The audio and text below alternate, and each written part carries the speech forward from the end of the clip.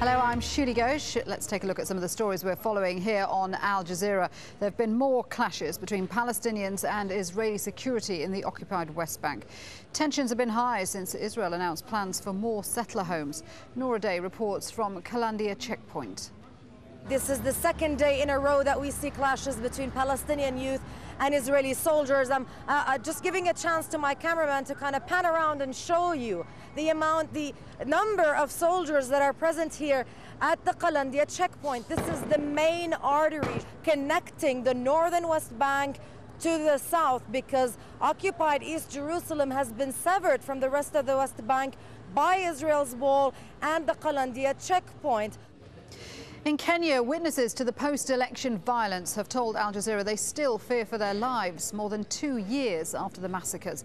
Andrew Simmons reports from Nairobi. More than 1,200 people died in the fighting that followed Kenya's disputed election. There has been no justice in the wake of the atrocities. Some police killed civilians, and mobs were incited to kill by some politicians. There was a woman who had a baby on her back, and she was slashed on the head with a machete. That was the worst thing for me. One man was stoned and they brought petrol and poured on him. He was running as he burned. Conservationists are pressing for some forms of coral to be added to a list of endangered species. But as Claudio Lavanga found in Italy, some artists believe it's their businesses that are being threatened. Like every day for the last 50 years, Raimondo Orlando chooses some red coral to turn into fine jewellery. He's only one of hundreds of artisans that have made Torre del Greco, a small town in the outskirts of Naples, the world capital of coral jewellery.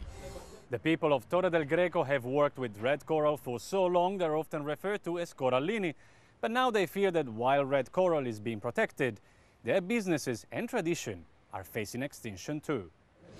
They're just a few of the stories we're tracking. For more, why don't you visit our website, aljazeera.net/English.